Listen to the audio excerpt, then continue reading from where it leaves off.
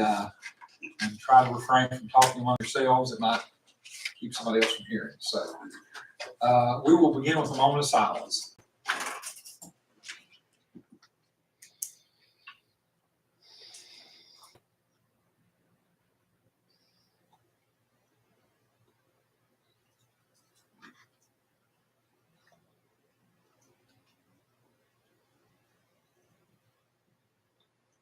Thank you. And Terry's going to lead us in the pledge.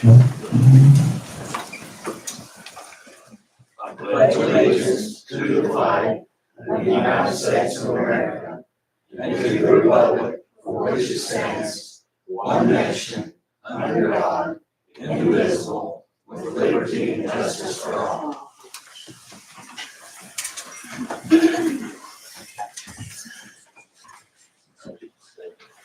Okay, review and adoption of the agenda, and we have a proposal here that we'd like to put under put it 8B. If someone will make that up. 8B.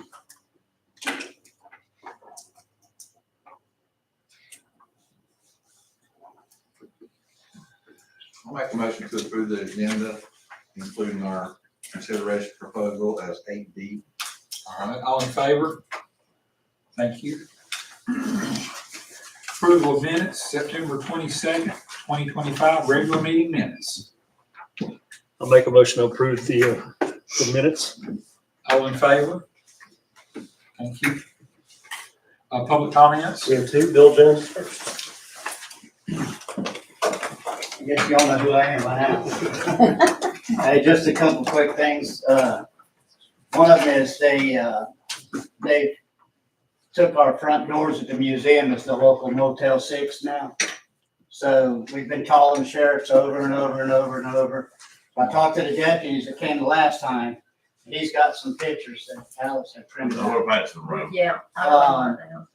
There's signs that we can get and post them, but I can't do it. It has to be done by the owner of the building. And it puts the ordinance on there and no trespassing. And on that form, there's a list of people that can say, hey, they need to go. So with town council members or whatever and museum members need to be listed on that. So if we come again and they're locking the door again. I had two women, elderly women, that were supposed to meet me there, and I came and I waited and they never showed up. So I called her and she said that when they got there, he was there and they were scared, so they left. So and I can't blame them, they're not going to get out of the car for that and see that. No.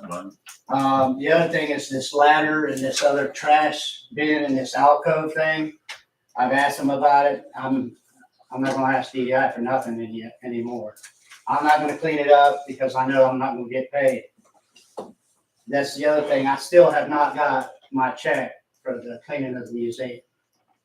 And Logan asked me to call the superintendent of the job.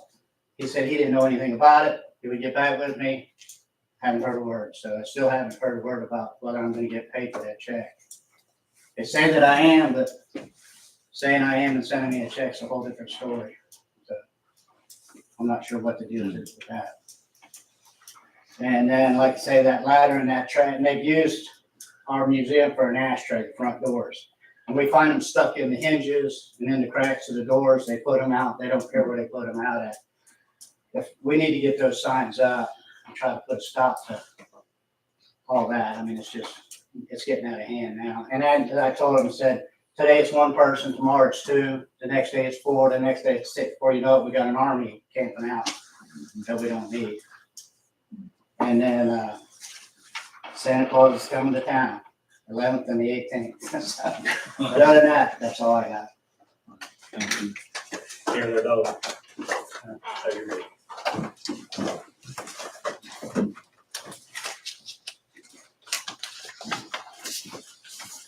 Hi, I'm Karen O'Donnell, and I'm part of the events committee. And one, we'd like to thank you for the wonderful outdoor barbecue that you sponsored.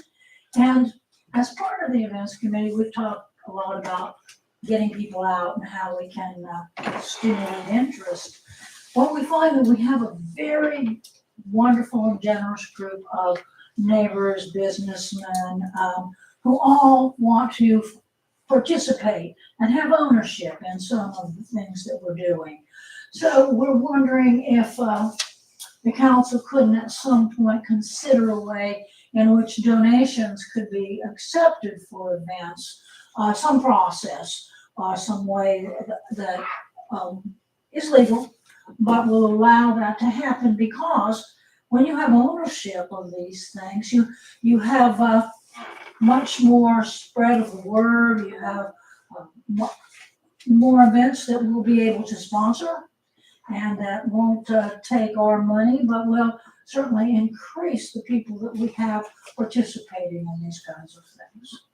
Another thing is that we will be sending an invitation. The Methodist Church and the Lutheran Church, we're going to be having on the 20th of November, a free community Thanksgiving dinner down here. Thank you. Thank you. Okay, number 6, special presentations. And I think everyone has got to meet our deputy Josh. We got to shake his hand. We're going to give him about 30 minutes to explain the importance of in the town, so you just stand right up. I don't know if I can do it in 30 minutes, but I can talk about myself that long. So those who haven't met me, I'm Josh Buchanan. So I'm the new town deputy.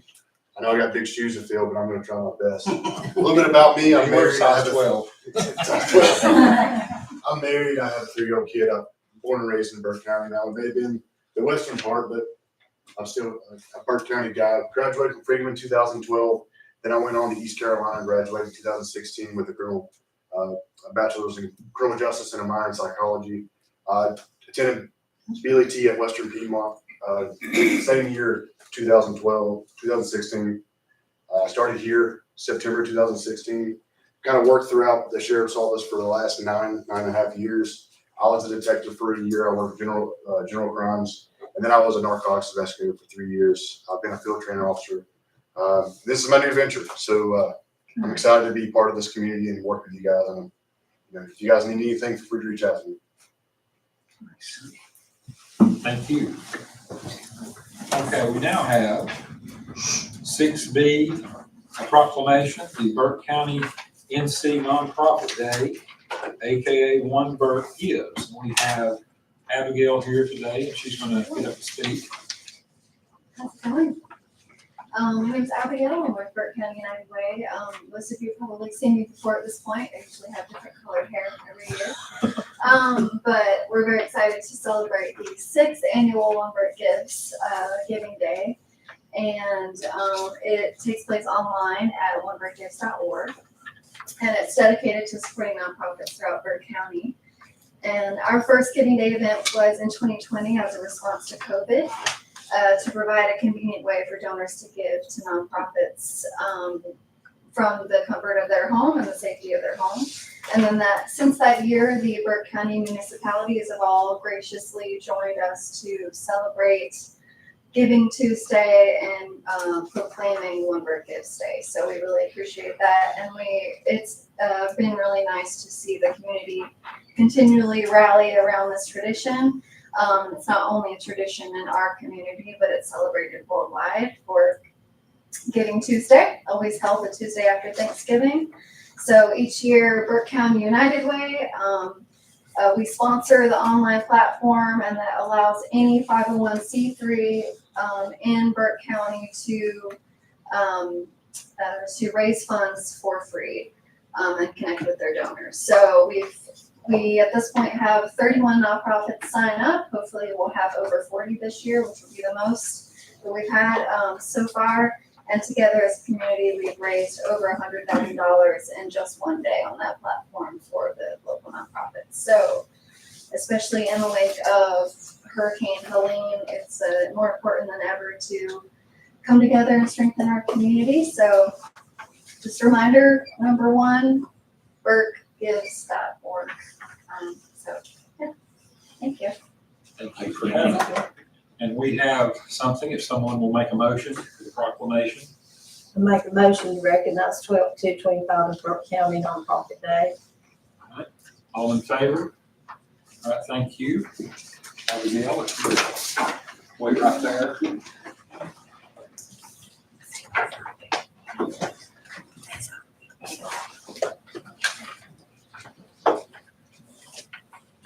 I can read this whole thing if you want me to. Yeah, you read the whole thing off. All right, okay. Thank you. Still their shot. Thank you. Thank you. Oh, I'd like to take it.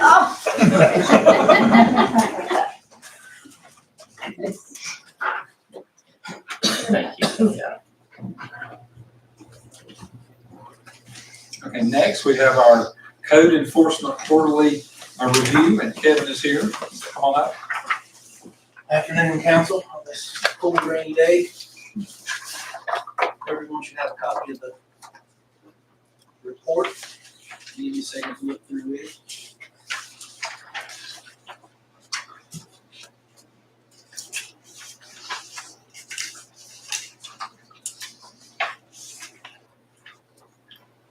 If you have any questions, all of you feel free to ask.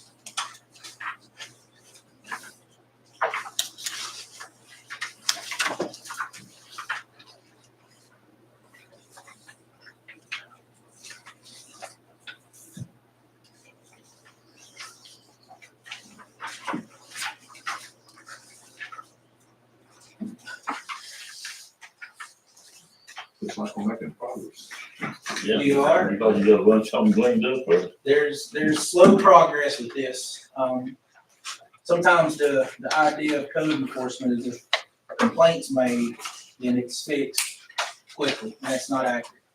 The complaint's made, it's investigated, and then from there, there's follow-up. And if someone calls and says, hey, Kevin, I've been out of town for 2 weeks, can I get an extension?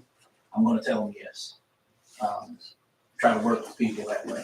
As those extensions are sometimes abused, then we have to go to the next step. And that kind of gets people's attention when there's a dollar sign in front of it. So just kind of moving forward with things that's come there. I made the November report out already for the month of October. This one just covers the July, August, and September months. Kevin, This quarter. question, a couple of buildings that I've inquired about before. The closed trailer park just past Select Tire, about someone still residing there. So I met with I'm gonna say the sister and the brother. They actually met with me at town hall, and that had been removed. Unless someone else has come in there, I've not been able to see through that wooded lot there. I have stopped to make sure there was no other camper there, and that had been moved approximately August, I think it was. If someone's moved back in there, then with a posted sign, I'll have to get a warrant, try to move from there. Maybe Officer Buchanan and I can take that step and go through there and see if there's someone back there. And I haven't been told that until Okay. just now. Well, I'm not sure. I just had not heard an update. Okay. I think they're gone. We hadn't heard them Yeah, fight. I was gonna say. That'd get pretty loud. Yeah, and she was very upfront with me when we met at town hall about getting it moved and getting it clean. And again, I gave her 2 weeks at that point, and I haven't heard a word from anyone about it. And there's a house on the road behind Hardy's that they've been working on for 3 years, sort of abandoned. Is it the last one on the right? Yes. Okay, so that house was a complaint about the yard. I will have to dig up the former code enforcement's information and ask him where that status is at, just to make sure I don't overstep what's legally there. Okay. But that one I can look into as well. Okay. Thank you. You're welcome. Anyone else? All right, I guess I'll see you in December, if not earlier. Thank you. You're welcome. Thank you. Thanks. Yes, sir. We'll go on to 7, old business. 7A, consider approval of procedures for use of portable grills for large events at Royal Park. Yeah, if you will turn to attachment 7A. The policy, again, just as a reminder, does not limit or allow, I should say. It does not allow personal grill usage at the park or any type of cooking devices. Again, this is more for large events, bigger grills similar to what Fresh Fire does or what we did for the community barbecue event. So first page defines the purpose, the definitions. It goes into the policy and then it outlines the eligibility requirement, the insurance requirements. Just as an FYI, the applicants must have a valid certificate of insurance, evidencing general liability coverage of not less than $1 million per occurrence. Also, the town must be listed as a additional insured on the policy. And that, I don't know if it varies by policy, but we've been told by some people that can be somewhere in the neighborhood of $100 to $200 to list us as additional insured. So there is some cost incurred when they do that. Next, location and placement. It, at this point, has pretty much been left up to the town staff, but if there's somewhere in particular that council wants it, or wants any grills that are brung on the property, let us know and we can work that out with the renter. Going on to the next page, you've got operation and safety, supervision and responsibility. So at each grill that's being used, someone must be at least 21 years of age. They have to have a fire extinguisher, minimum of 5 pounds available. They're restricted, open wood fires or homemade fire pits are prohibited. Grills cannot be left unattended while in use. And then if there's any excessive smoke that interferes with the park users, that may be grounds for shutting down the grill by either town officials or fire officials, one of the two. Then it talks about liability. The effective date, which would be today, assuming you pass it, but if you have any questions, I can answer them.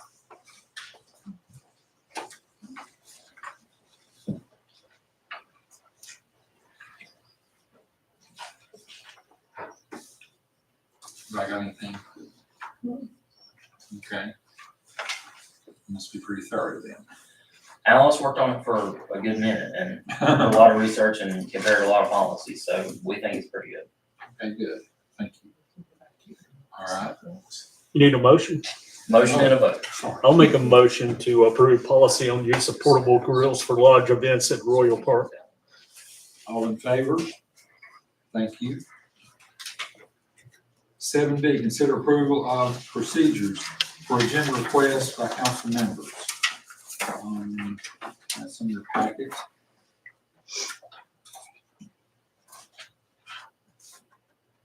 So yeah, if you turn to attachment 7B, now again, this is something we've come up with. If this is not something that council was wanting, it's a draft. If there's changes or if you just don't want the policy, again, let us know. But this is what we had come up with after looking at several other policies. But again, so page 1 defines the purpose, the reason for the policy. Then he goes down into agenda procedures, which starting with A, agenda items.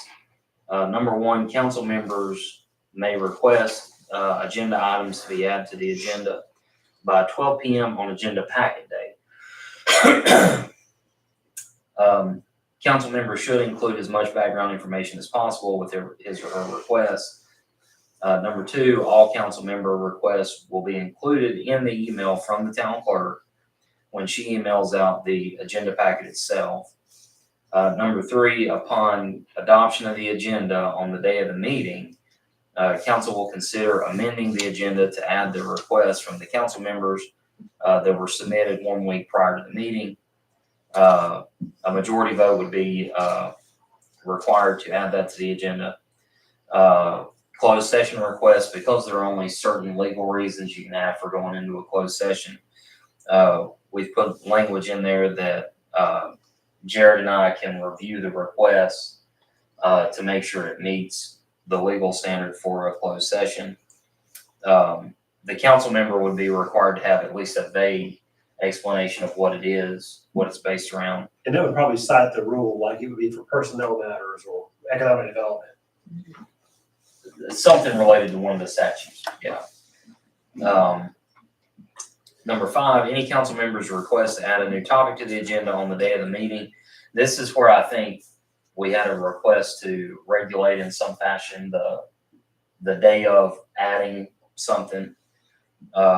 You could do a majority vote if you wanted. That's simple enough. It just, that's already covered in statute to do on how you're supposed to do it and procedural standards. So if you wanted to make it any more restrictive, which is what we thought the intent was, you can change that to a supermajority vote, a 4/5 vote. If at any point a majority of the council did not want to abide by that, state law allows them the ability at any point to suspend the policy with a majority vote, just as a heads up. But going on to the next page, number 6, the town manager, town clerk, finance officer reserve the right to add an agenda item on the day of the meeting with a majority vote. And then going on down to 6B or B, not 6B, but just B. Any business that requires a vote shall not be brought up under other business. All items that require a vote shall be listed on the agenda and approved under adoption of the agenda. Being because we do have some requests that come before council during public comment, which is after we approve the adoption of the agenda, an exception was written in that if council wishes to address a request from the public that was discussed during public comments, again, council may vote by a supermajority to add this as an agenda topic of discussion. If the action is time sensitive, council may vote under other business with a majority vote. And then if a topic arises during the meetings that need to be addressed that day and cannot wait until the next scheduled meeting, council may amend the agenda at any point during the meeting with a supermajority vote. And I know maybe the supermajority stuff is not what we're looking for, but again, if this is something you have more questions on, or we want to just not do the policy, it's simple enough to just. What we've been doing is illegal, right? Where I think, There's things that come up like in other business stuff comes up at that day or whatever needs to be addressed. I think I don't see no sense in this myself. well, and most of the time, like to your point, what we're doing, I think the only step we would want to add with the majority votes is if we do want to take a vote on something during a meeting, is to first take a vote to add that topic to the agenda, to amend it. I think as long as you do that under the current standard that you've been doing it, you'd be fine. But when we bring it up under other business, same thing. Yeah. Something needs to be addressed here now, not next week or not next 2 meetings. I think we'll just leave it the way it is. I did just think of something while we were sitting here reading it. What if we put public comments before we adopt the agenda? So then if there's something that, it's like, oh yeah, we want to do that, let's add that to the agenda. Would that help with some issues? I think what we've been doing is fine. Yeah, because at least then we wouldn't, some of us wouldn't feel like we're being blindsided when it's brought up under a business and we have no idea that something's gonna be talked about. At least we'll know ahead of time. A lot of it, we don't know what's gonna happen. That's what I'm saying. There's nothing needs to be took care of that we don't know about. Well, I think that's addressed in here, isn't it? They used to wait 2 months to get it done. And you said off the words while you were talking, Logan, when you said restricted, it's basically restricting council's ability to conduct business. Yeah, if you wanted to go above and beyond what state law says or the statutes say, which you have to take a majority vote, if you wanted to add some type of restrictive measures to day of topics, then the only way I know to do that is to do a supermajority. I don't know of any other way you could try to put it that. Just keep it the way it is. I'll make that a motion. Any other comment? I don't see any problem with amending and accepting this, but that's just me. It's being completely above board and letting people know what's going on. But that's just my opinion. I agree. We don't want it to look like anybody's trying to spring something without everybody knowing. This has happened in the past too. other stuff that's been brought up under other business. And that's what we're We were trying to stop. blindsided. And that was last year when we were giving away 3 months rental for the price of one, and it ended up costing us 4 months, because it took a month to get the stuff out. That was something that you brought up under other business. It worked Well, fine. this is what we're doing a policy for it. Well, he's made a motion, so. I made a motion to keep it the way it is. All right, if there's no more discussion, you've heard the motion, all in favor? All right, opposed? All right.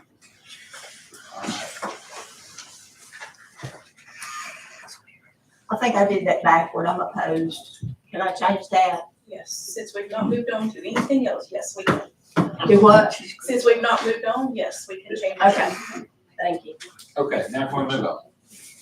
All right, 7C, discussion regarding options to renovate auditorium restrooms.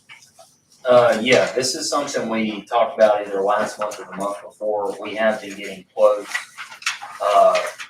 What council had asked staff to do was look to get, something done about the floor, the existing epoxy floor. Looking at repairing the tile on the wall in the auditorium restrooms. And then the sinks, they don't currently have hot water, they just have cold water. So one of the quotes we have in here, and again, you don't have to approve it tonight, you can if it's something, you know, you want this one done. T.M. Caldwell provided a quote, they're the ones who are on the job site currently. This would be us directly working with T.M. Caldwell, not through DDI. So this would be a direct contractor for us, not a subcontractor through DDI. But to add hot water to the 2 existing sinks in the existing restrooms, to do the plumbing and then to do a slow close. So one of the things I found, and this is just something I asked them to do, I don't think it's much of the price at all on the 4,400, is a slow close on the water. So, you know, some places you gotta hit the lever or the, whatever you wanna call it. It runs water, but then at a certain point it cuts it off. One of the things I personally went into the auditorium a couple times is just the existing sinks. You have to pull it up, and then if you want to cut it off, you got to lower it. I went in there a couple times after I know no one's been in there for a week or two, and someone's just left them running. So if we can just, if nothing else, even if you don't do the hot water or anything else, and we can do that with a maintenance request. That's nothing too big a deal. But I did want to let you know that's part of this quote. So if you do want to move forward with putting hot water, and we can also get a quote from Cliff's Plumbing to do the same work if you want multiple quotes. Slow close, go get you time to wash your hands. Some people take longer than others, you know, you may have to hit that button twice, I don't know. Get the button, you reach your Motion hand down there, sensor. and it's done. It doesn't Well, count. I don't think Yeah, Don't you hate that when you get soap in your hands and then you're standing there? I don't know where Gary went, but we will definitely get the ones that are not battery Motion sensor. electric, because anything electric, the battery dies, something happens to the outlet, don't work. So we do something mechanical, if they can come in and fix real quick, whatever. Anyway, that quote, just to give you an idea that we saw a quote for it. Then we had asked Frank Nolan with I think it's ASI Coatings. And he's done some work for us in the past. He did not do the existing floor epoxy work that's in the gym, the community center, or the auditorium, the restrooms, the 2 existing restrooms. He has not had a chance to get us a quote, but he's coming out tomorrow to finish that. He has looked at it. I think he's talked to Councilmember Stroop just because they've worked together on some other things. He's going to have some different options. You can go in and do something as drastic as taking up that existing floor and replacing the whole thing. I think that's going to be costly. He is willing to go in and to try to sand some of the existing epoxy down and to have it replaced with a top layer of epoxy. That'll be a more affordable option. I don't know that we'll get a warranty for that, just because he's saying that with the epoxy that's already down, if he lays another coat on top of it, the top coat is only as sturdy as the bottom coat. And so if the bottom coat starts to come up, he thinks it could compromise the integrity of the top coat. And so he doesn't want to necessarily provide a warranty. That's not set in stone yet, but he's gonna provide us some quotes and I'll have that back for you next month. And then he's gonna look at trying to epoxy the tile on the wall to get them halfway up. And then, I think he wants to provide another option that's not epoxy on the wall tile. But he's gonna get into that more tomorrow morning with you, so. No council action is needed, just an update. Okay. I want to ask a question about the plumber. It says we will install hot water to the laboratory. We're talking about adding additional water heaters just for the 2 front bathrooms. But the bathrooms behind it is going to have hot water provided from the hot water tank on the other side of the wall. So could they not just come to the wall and? My understanding is that's what, I don't know if if his quote is to, and I guess Gary left. But I don't know if they were gonna connect into the existing hot water heaters that are put in for the 2 new ADA restrooms and just run that out, or if those were smaller units and they think that for capacity, they're gonna need to put in 2 new ones. My understanding was they thought they were gonna have to put in 2 smaller hot water heaters just for these 2. I couldn't see why they couldn't just tap into them right there on the other side of the wall. I mean, And that may be what they're planning to do. Gary, no, you're good. The hot water proposal by Tim Caldwell for the Yes. auditorium restaurant. Yes, Are they hooking into those 2 new? yes, Okay.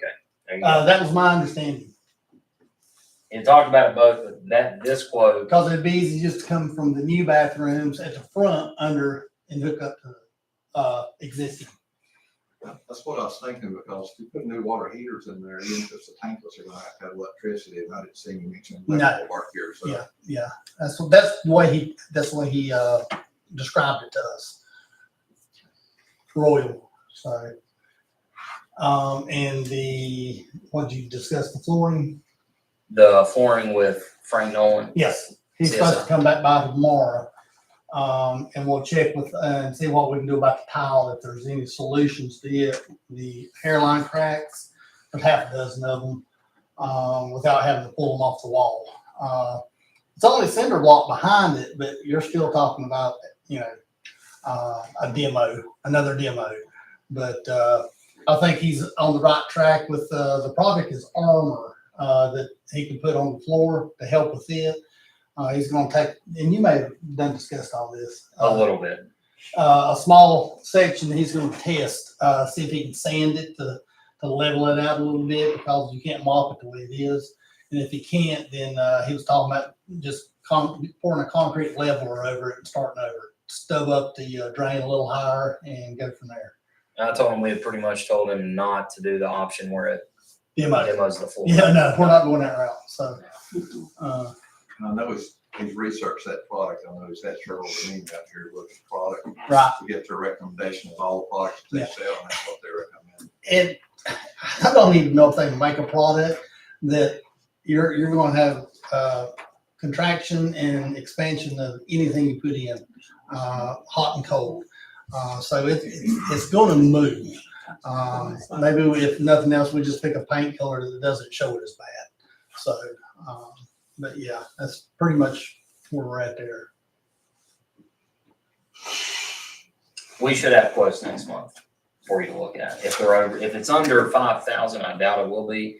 We did ask him too to just go ahead and look at the community center floor where Sharon rents WRAL, to look at that epoxy floor and get us a quote on it, and the gym restrooms.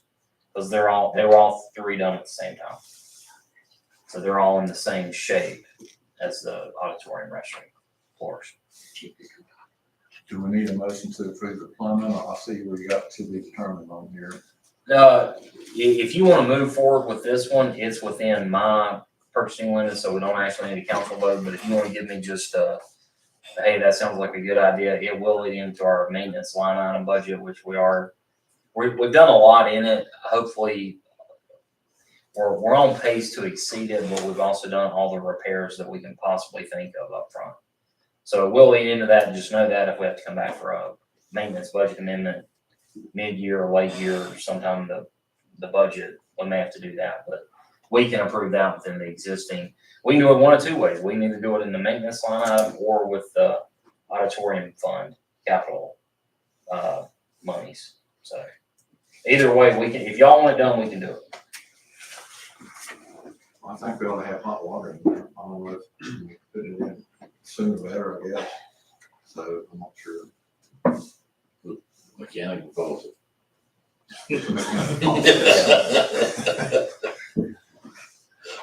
Make sure it's got more than. Well, I fought with Gary. Gary wanted the ones that cut off in 2 seconds. And he did not. He in fact was very adamant against the electrical and the quick cutoffs. But we'll ask him, hey, we need the slow close, not the quick close, the slow close. I guess there'll be a warranty with them too, in case something wears out, breaks out. You get like your warranty on I'm assuming there'll be some type of 1 year, 6 month, something, but I can let you know before we pull the trigger on it if you want. Yeah, he's right.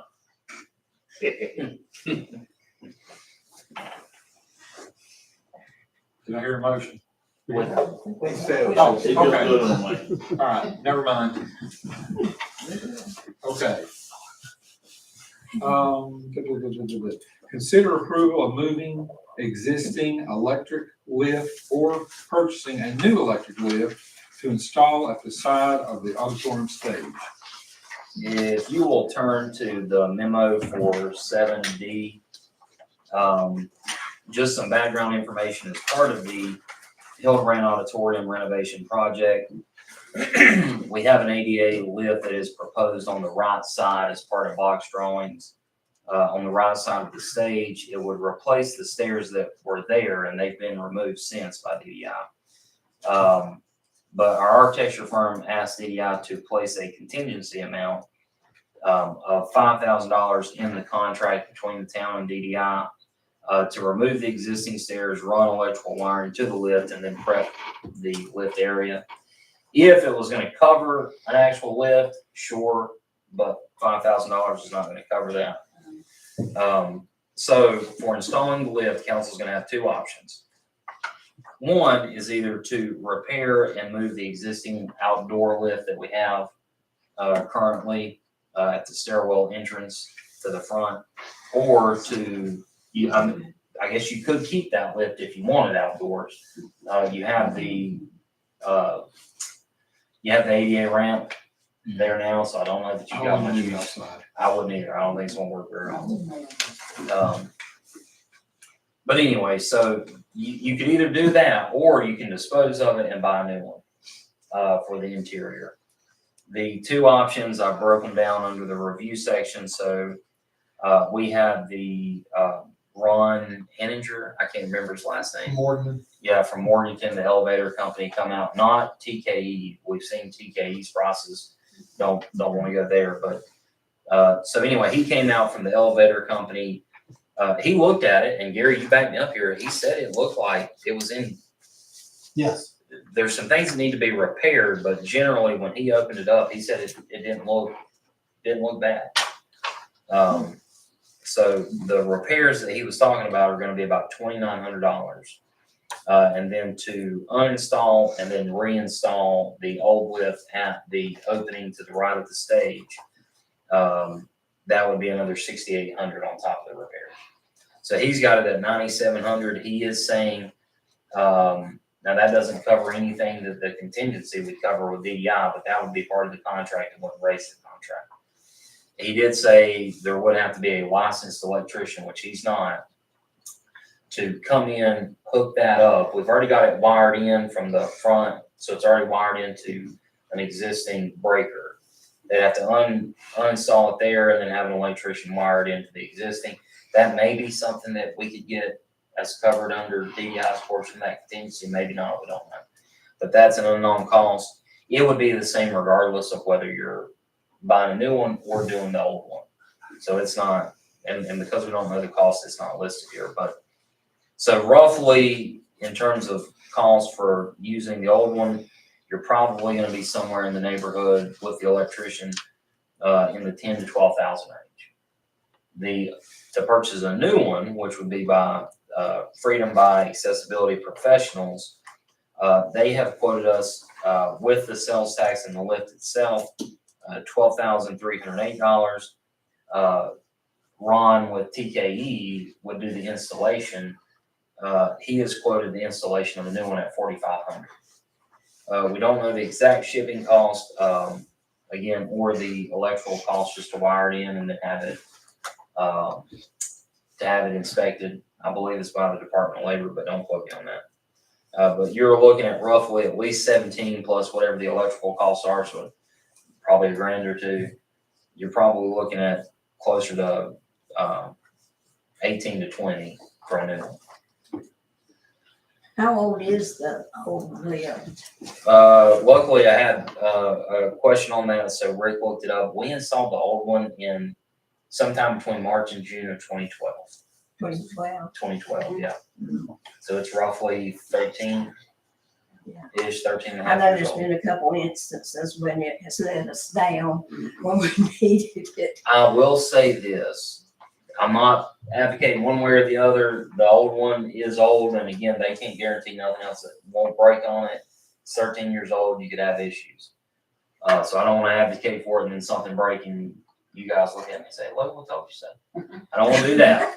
However, one of the constant problems that we didn't know we were having that we figured out is we have been cutting off the breaker so the kids can't play on it and run it up and down. What happens when you take electricity away from that machine? It is designed to have a battery backup so that that sensor underneath doesn't allow the machine to actually like close in on somebody or a kid or an animal or whatever. However, when we've been cutting that electrical panel or that breaker off, the batteries are kicking in. Well, then it's running down the batteries and killing the batteries. If the batteries are not functional, the machine itself won't function because that's a safety feature for the sensor. So it may work fine for a while. It's still got 12 to 13 years of age on it, but that is one of our issues. That pretty much answers the question, why quit every so often with Yeah. work when you use it with. Well, it's out in the weather too. Yeah. This, option two, is that TKE or whoever he is, he gonna be the one installing, we have to have him install it? No, it would Cause be, that's the one that the service does, he gives all that problem. no, and Like unfortunately, that, I don't want him to install a new one. no, it would be the same guy who's moving the other one. It would be Ron with the elevator company. Okay.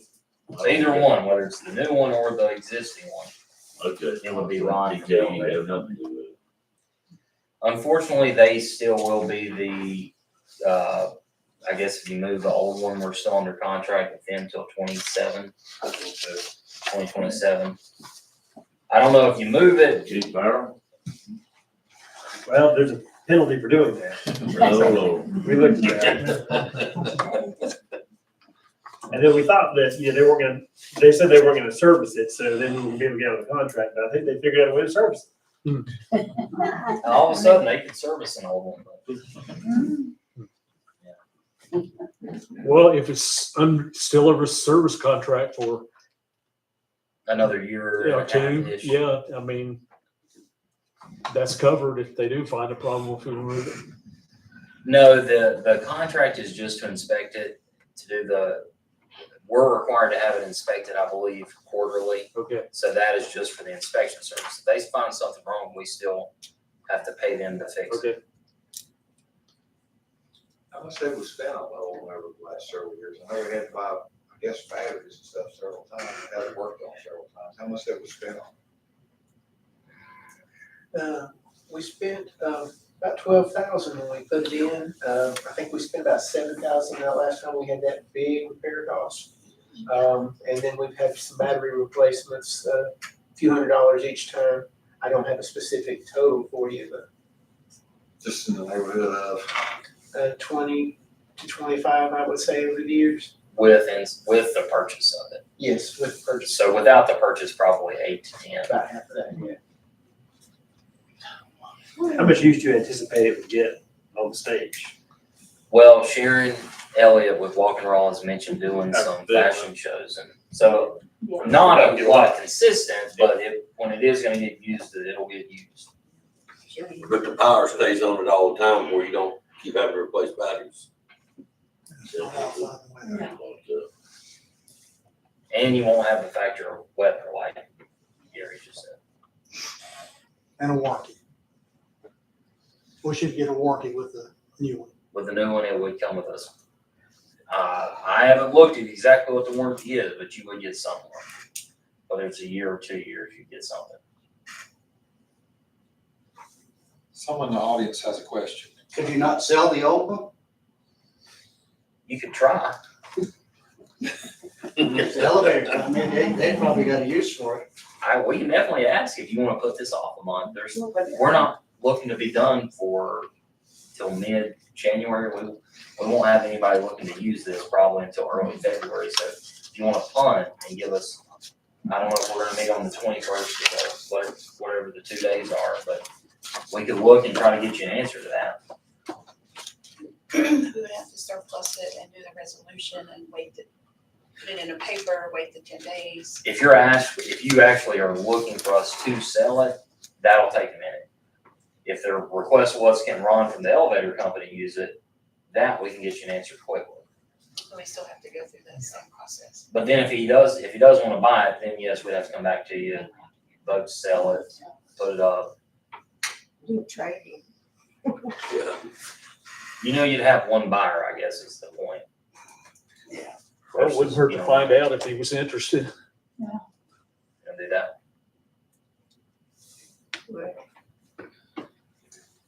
Yeah, it wouldn't hurt to find out. You can always put it up on Gov Deals or just list it for sale to see if you can get something for it. But that'd probably take at least 2 months because we're gonna bring the resolution back next month. Then you'll have to advertise it for at least, what's the minimum number? At least 10 days. At least 10. So you're looking at December before you really know. Did you say they've already taken out the stairs? They have already taken out the stairs. Has to be Something's ADA, gotta go. well, it's gotta be ADA compliant, so you Yeah. gotta have it. Yeah. Because we put that in the plans that were submitted to the county, now we have to do it. Yeah, I'd like you to check with Ron and see if he might have an idea for it. Is that a consensus?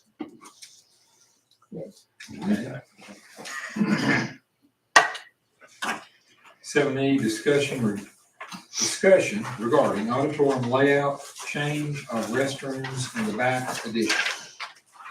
You have a brief mock-up of what was sent to the architect for the change. What we've asked is minus the purple markings on this drawing, the current layout has the shower and any new person using it, opening up the shower door into a hallway. So, That's the problem, why? yeah, well, depends on who you ask, I guess. Depends on perspective. Or the law, I don't know. But me and Alice were looking at it and noticed this might not be the optimal way to do it or have it laid out. So we asked to, Bach, me, and, the DDI site supervisor, Malachi, went out there and looked at it. The proposal, and I think we don't really have a lot of choice unless you just want to, you really ain't got much choice, I'll just be honest with you. But flip the ADA and the non-ADA restroom and then put in a hall door where your ADA restroom is the front one, the top one. What that would do is you would move down that wall by about 30 inches. And so you flip the sizes, that would flip the two sizes. And you would put your non-ADA toilet in the same room as your shower. So that when someone's showering, you're not occupying your ADA restroom. It would leave that restroom open and available, even if someone's showering on both sides. No cost, no change. You would still have the same number of doors. DDI's already ordered those, so they're already here, so you're not incurring any additional cost. It's just changing the layout slightly and where you place the door. Bach has looked at this. He is comfortable with it. The only other option was to move the door about 19 inches out from the existing shower. to accommodate everything, and that gives you about this much space to stand when you get out of the shower. That didn't seem feasible either. It didn't seem functional. So as long as you don't have any heartburn with that, they're gonna make that layout change and then build it with the ADA restrooms up front and the back restrooms with the toilet in the same room as the shower. To me, showers is gonna be too. Bother doing, nothing right. So, again, it was something we talked about early on, how useful would it be? It's one of those things, if somebody comes by wanting it, you've got it. It may get used some, it may not get Sometimes used in the much. next 15 to 20 years. Some people sweat a lot, I don't know. You do backstage, trust me. That's what I've heard. I mean, it's a real comment. I've heard it can get hot. I know Roy Hill has showers. Why not? Well, Hickory Community Theater does, and also the Green Room. Right, so it's to be determined. No vote is necessary unless you just have an objection to it, don't want that done, or have a different idea, or want to enlarge it in some way and spend more money, but I didn't think we'd want to go that route, so.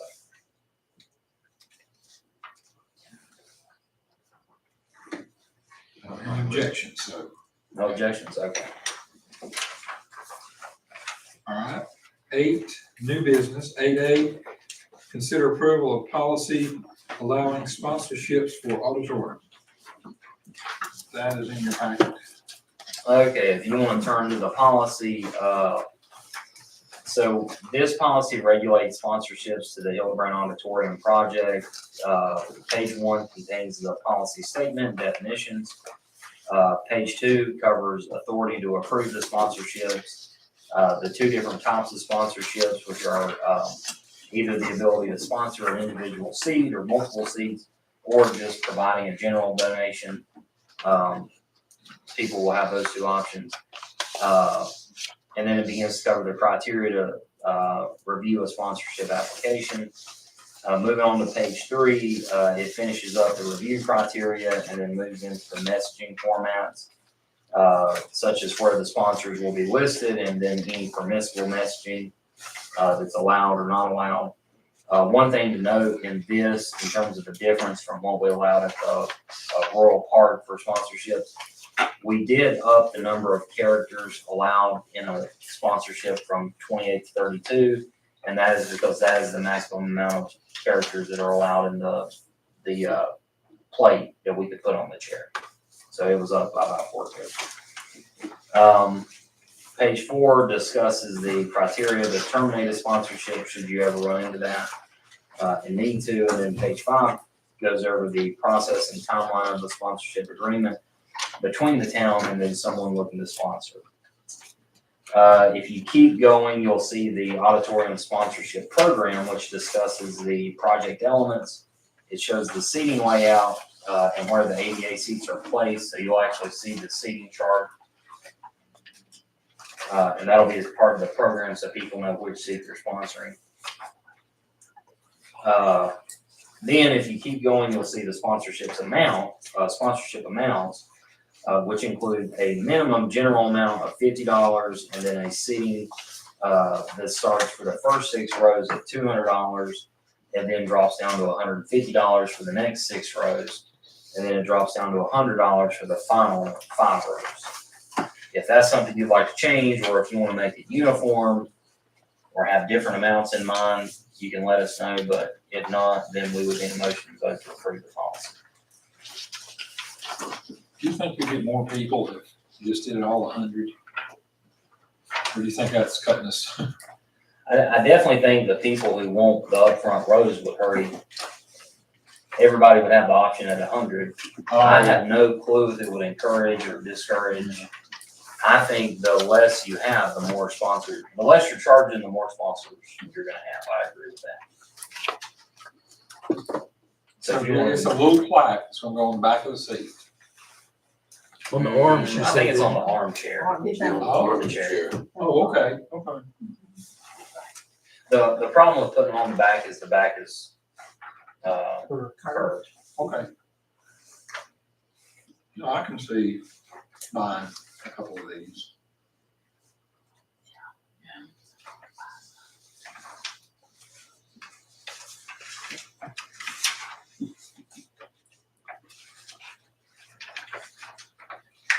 So do you need a motion?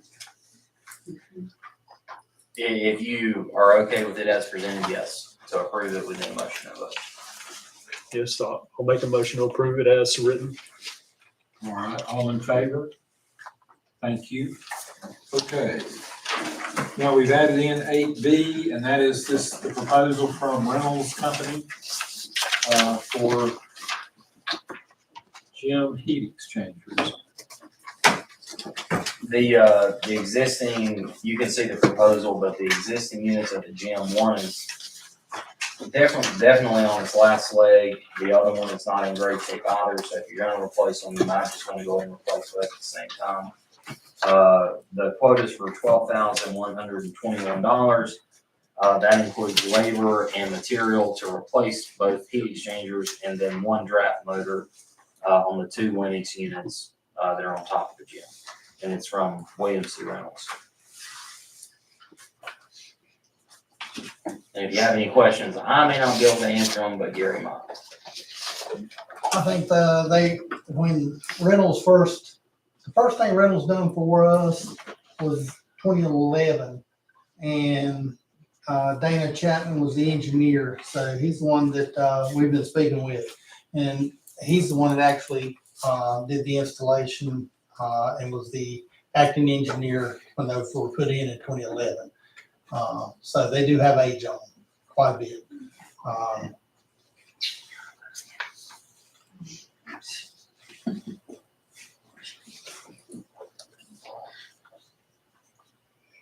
We would need a motion vote to approve it. Since it's I'm making a above motion to 5,000. approve the proposal for Williams C. Reynolds. All in favor? Okay, going on, October facilities report, that is in your packet. September tax report, in your packet. Events committee report, in your packet. Then committee reports, hang on, let me find my. Okay. We're ready to move on to committee reports. Technical coordinating committee, The TAC and TCC did not meet in October. They canceled that meeting. The next meeting is November 12th. okay. Well, West Piedmont Council Government Policy Board, Meeting was held on September 23rd in Granite Falls. We got a Duke Energy update on Helene response and recovery, an update on the homelessness response team, Third Amendment for the budget, and an update on the expansion of the COG building. Burke Development, Yes, BDI did meet this month. The board reviewed their financials and were given a date for their audit presentation. It's going to be in November. The board also discussed the Burke Business Park and mentioned they had opened bids for construction. You may have seen that in the paper. The bids came in at roughly $9 million, a little bit over. They discussed utilities. They're hoping to have natural gas to the property by 2026. And then they look to mobilize to start construction in November of next year, 2026. So they gave a housing update as well. Closing costs from banks are up to 5%. I think they said the norm a few years ago normally, but closing costs were somewhere in the 3% range, 3.5%. So they went up a little bit. The list price of homes for growth in Burke County is up 3.5% year over year. However, they said the inventory looks like it is down about 5.6%. The homes on the market, just in Burke County, not in the Fort County region, it's up. Housing will continue to be a focus in Burke County just as it is nationwide. So that's all that I have. vetted, I'm not gonna stand there. Met on September the 26th, the Valdez County Hall. The meeting was called to order by Tanya Stevenson. Chair presented a brief financial overview highlighting the profit and loss statement and the balance sheet, as well as the audit updates. Eddie gave a delinquent report and technical assistance report with nothing new to report. Lily Laramie with the Small Business Center gave a report on the regional meeting. The Small Business Center was given an overview of VEDIC, which resulted in 2 potential loan requests. Tisha reported that the banks are not doing small business loans. VEDIC may want to consider making some micro loans. The staff will be working to update guidelines to fast track these loans. She also reported that the 2 potential loan requests from this meeting. Staff is working on 3 new loans that will come in for review and approval next month. The next month meeting will be October 23rd at Old Rock School. The VEDIC met October the 23rd at Valley Town Hall. The meeting was called to order by Tanya Stevenson, the chairperson. Carrie presented the financial reviews through and balance sheet through September. The total interest income from loans is up 68% for a total of $71,706.45 for the year through September. That's where VEDIC gets most of their money for the staff and stuff. Tisha gave 3 new loan presentations. The board approved 2 loans of $15,000 and 1 loan for $250,000. One of the loans was going to a business that was affected by Helene. Eddie gave the delinquent report with nothing new to report. Technical assistance was given to 1 client.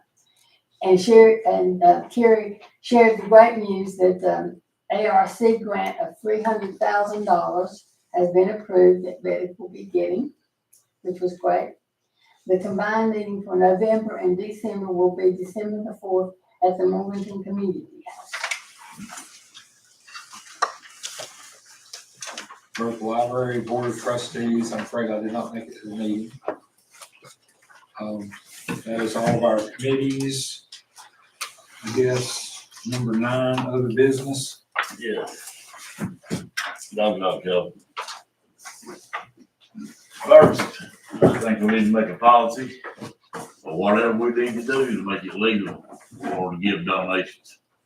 We need to make a policy because we've accepted donations before. We need to make a policy or whatever we need to do so we can accept donations. People want to give money, whatever, let them do it. Well, and that's something, and I talked to some of the other council members about it, but we are working on a policy and we'll have 1 or 2 versions for you to look at next month. Okay, something else. I'm asking, is there any way you can get a hold of the head of DDI, whoever, we hired them, they messed up his stuff, we ought to be able to find out when he's gonna get his check. Yeah, I can reach back out to him. I was told that, Get supervised, go above his head. well, and I was told by the owner that he was gonna hand deliver it to Bill from the owner. The owner told me that, so I don't know why. He asked me when Bill was there, and I told him, hey, Bill's there every Thursday. Just about every Thursday from 4 to 6. So if you want to check up on that again, please. I have something I want to bring up too. My bill for the HHDA signs to like low watering, whatever we need. I know you have to have general statutes and things like that on there. Can we get what we need to and get them posted to try to help them? I don't want people to be scared to come around the house. No. And Bill had mentioned it to me, but we will get, in fact, there's 2, I think, we also may want to look at putting towing signs up at the park, people that have parked in the grass. But no, these signs that Bill has talked about, he mentioned them to me and he said he was going to bring it up to you tonight. So we're aware of it. We're going to order the signs. They need, what had happened, I think this last time is Bill had called the sheriff's department, but because he wasn't the property owner, they couldn't remove them, but they did call me. We did have them removed, but what that would do is, let's say if Bill couldn't have got in touch with me, he could still have them removed. So I think we need to have them and whoever. They wouldn't even let me, I could not say, hey, can you ask them to leave? Because it's not in policy yet, as far as those signs go. I had to call Logan on the phone and give the phone to Logan so he could tell them that they needed to be removed. I can't ask them to leave. Yeah. Yeah, we'll get a sign. We'll fix it again. Yeah. Yeah, we can get that fixed. And, one other thing, I've noticed like on our webpage and things like that, they've not been updated very frequently, regularly. And I don't know, is Haven on there with Alice, or who else has access to it, who, a lot to get it updated, keep it updated, or, you know, maybe even put a link to like the auditorium, you know, like schedule who's gonna be there, here's the forms you wanna read it, things like that, you know, some kind of connection or link where people can find it easily.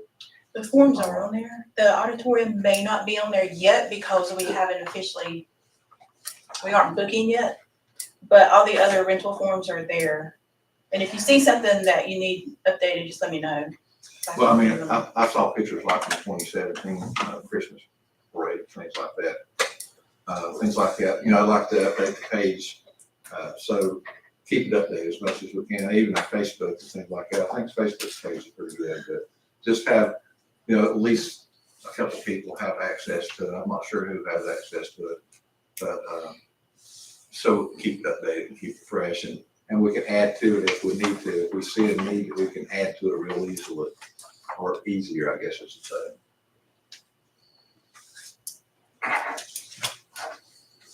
I mean, just tell me what you want on there. I don't know what you want to be updated because it's We kind of, can, I can go through it. Yeah. We can say, all right. we just need it updated. And what's the status on the Christmas tree? The Christmas, it's in. It's here? Yeah, the one that they planted, they planted it, I think, last week. So Is that it's there? dark though, it's hard to see. I didn't notice it when I come in. I think I was asking the question. It's not lit up yet. Well, I know it's not lit up, but I didn't even notice the tree the other day. Last Monday. Last one. Anything else anybody got? Any announcements? Yeah, I'd like to give a big shout out to Haven, put those event we had this past weekend. Done an excellent job. Everything went by smooth. Like to thank Bill for the HHDA, for the hot dogs, and their work and ice cream. Appreciate it. And, to the events committee too. Y'all done a good job. It was a success. Also, Had a good turnout. Oh, yeah. Oh, yeah, Mr. Terry here for all the cooking and stuff he done with all the problems he had. Yeah. And then everybody come out to work. and I'll tell you, I helped serve a couple of times in line, and there was so many people that's thankful to us. Thanked us for sponsoring this Yeah. activity for them. They absolutely love it. Yeah, And I wouldn't want to do anything less. everybody come in, there's, I don't know how many people, so I thank y'all. Sounds what y'all doing. Everybody on the staff was there. I wasn't on that town. I wasn't there. Well, I found my staff. I was there. Yeah. I was on, three of us on council there, four council. I saw Ben one time. There is a hospital. But yeah, I was talking about the whole staff, even Alice had her daughters out there helping hand out. Cool. So it was a team effort, it was a team effort. Thank you. Harry, do you want to thank the three men that helped you? I don't have their names in my notes. There's three I would like to send out a thank you to, which you gave me thank you notes, I'm gonna take to them. Yes, sir. My wife fell and broke her hip the day that I put the meat on the cook. And I had to have three of my buddies that helped cook, Robert Gibson, Mike Eaton, and David Cook. Thanks to them, we were able to get the meat off the cooker and get the meat chopped. So they done a tremendous job. One of them just had a hip replacement, so. And this council member would ever say anything else about not leaving a bit planner. We need them. We need them bad. Ain't no way you go back with that together. And I want to thank Mike too. He worked hard. He helped for me, and he worked on the serving line about all the time. Yeah. Only time I got to service when he took a break. He came and helped me Saturday morning when we got everything, got the cooker out here. Cause I had to leave and go back to the hospital, so. He's done a great job, everybody, really. Everything turned out good, and I was like you said, all the people feel about saying thank you. who are Ross people. He's just not allowed to carry the beads no more. Do what? Yeah, I can't carry the beads no more. What'd you say? Carry the beans. Oh, The oh, beans. Still paying a fee. I said, that's harder for beans, I said, I'm taking two. I had a paper towel. You don't never get two of them. Two out of hand. No I problem. need to think. But I about say, if my talk. aunt who's nine, I ain't carrying it, I'm Did gonna not spill take stuff away. on Take the new some for me, paper. and you can get it tomorrow. Okay. Well, is that all? Anybody else got anything? Anybody else just wanna talk? Do it outside. All right. I will say that my 9-year-old aunt helped on the serving line, and she stayed there the whole time. She and I neither one took a break. I took 3 or 4 down breaks. She was still dipping. Both of them, both my boss. That woman, that much older than me, I said, how old are you? She told me. She's quick, man. She She throws never, a she never left the station. poker dealer with those barbecue sauces. Throwing them in and out. Yeah, she's quick. Ben, you look like you wanna say something. Yeah, I'd like to make a motion to adjourn. Okay. All right, all in favor? All right, thank you. Thank y'all, everybody. It's been a good meeting.